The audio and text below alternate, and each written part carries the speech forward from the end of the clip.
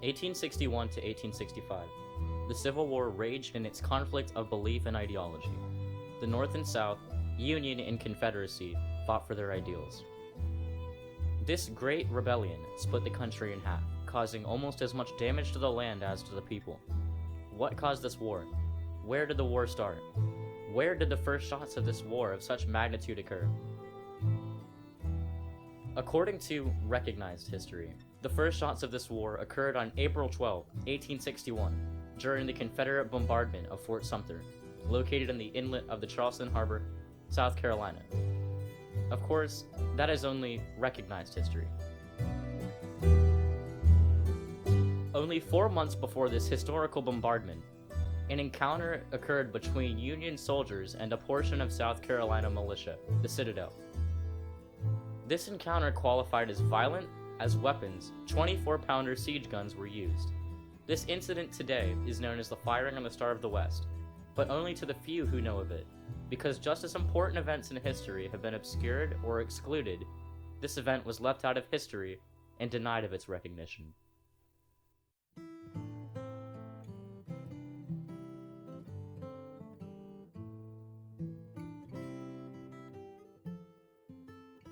During the entirety of the Civil War, the Citadel had taken a Confederate stance. The Citadel's cadets had fought alongside Confederate Army troops and were just as much a part of the Southern military as they themselves. During the beginning of the war, before the major armies of the North and South began to assemble, the cadets of the Citadel Military College were the main militants of the Charleston area. Although they weren't employed by the Confederate government at the time of the Civil War, they fought just as much for its cause. On January 9, 1861, the Citadel defended the Charleston Harbor in an open act of aggression towards the Union Army. On that morning, Citadel cadets fired upon the Union resupply ship, the Star of the West.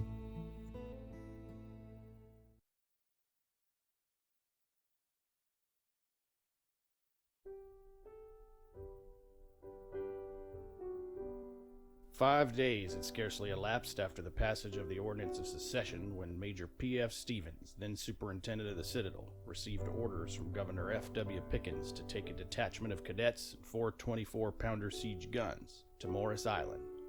Major P.F. Stevens selected this detachment from the Citadel Cadets and with alacrity proceeded to execute these orders.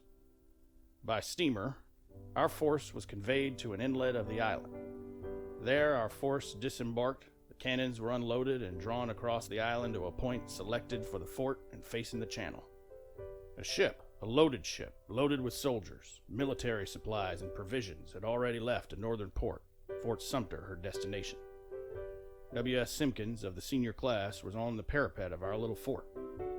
It was in the early morning of January 9th, 1861, a beautiful morning, that he first saw the mast of a ship as coming forward she was warping her way into the channel. Quickly, we marched to the fort, each cadet taking his assigned place at the guns. Cadet G.E. Hainsworth of Sumter was at the lanyard of gun number 1. S.B. Pickens of Pendleton guarded the lanyard of gun number 2. Major P.F. Stevens was in direct command. It was a striking picture, still brightly painted on my memory. Still nearer she drew. Major Stevens on the parapet, the lanyards taut, every eye expected. Impatient youth awaited the command. The Star of the West was now nearly in front of us and quite near. At last, the command rang out, "Fire!" G.E. Hainsworth pulled the lanyard. At once, the United States flag was hauled to her topmast. Her engines, for a time, seemed to stop their throbbing. Her prow was turned, and back she went from whence she came to report a failure. She was beautiful, still even as she retreated. The rays of the early morning sun made brighter still the beautiful ship decked from stem to stern. Fort Sumter failed to be reinforced. Major Anderson must yet wait.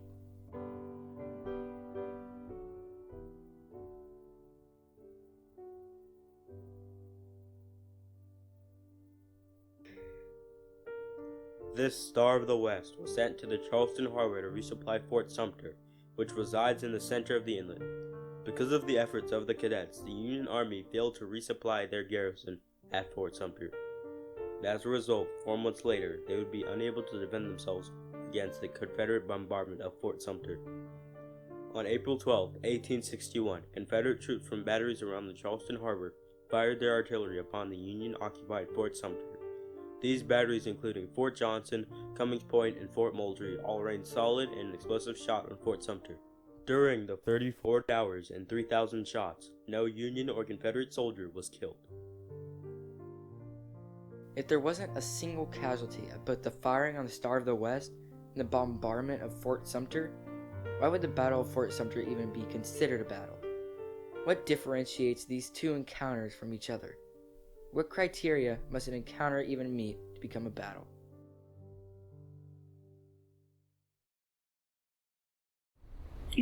Offhand, I can't give you a technical definition of what is a battle. I would say, and this is not a textbook definition, this is just sort of off the top of my head as I think about it, is a large scale engagement between two armed combatants. It is a large scale engagement between two armed combatants. There must be a truly valid reason that the Battle of Fort Sumter is recognized as the start of the American Civil War. We would come to the fact that there was a larger amount of troops involved in the Battle of Fort Sumter.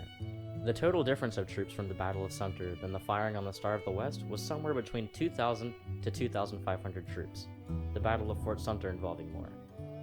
If there was such a difference, it would be almost certain that this must have been the first battle, the first shots of the Civil War.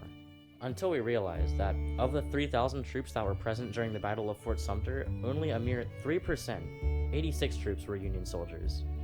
For every single Union soldier garrisoned at Fort Sumter, there would be 35 Confederate soldiers for him to match.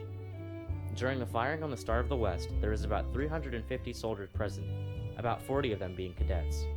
The ratio of opposition was much more equal, each cadet having 6 Union soldiers to match him, a stark contrast compared to the Battle of Fort Sumter. The Battle of Fort Sumter was by no means a fair fight, but how could it possibly be considered a battle when an entire army was fighting barely more than a handful of men? Those were just cadets. Those were not necessarily representing the state at that point. So that was not the Confederacy against the United States. It was the South Carolina Military Academy, the Citadel Cadets, against the United States at that time. Citadel Cadets fought for South Carolina. They fought for Charleston. They were not employed directly by the Confederacy in the beginning of the war, but fought just as hard as the troops that were.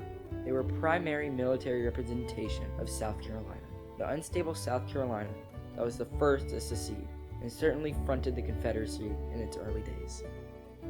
In the battles of Lexington and Concord, colonial patriots were not in any way American troops. The first battle of the American Revolution occurred a year before the Declaration of Independence was signed and publicized. These patriots fought valiantly for the country they loved so much, the country that had yet to declare its independence. History didn't ignore their patriotic display of courage. History didn't ignore the love they showed for their country. Even though these troops were only militia, they represented the entirety of the country, just as those Citadel Cadets represented the entirety of the South. The cadets loved their country, and they fought to preserve their land. Why does history judge these two events on a different scale?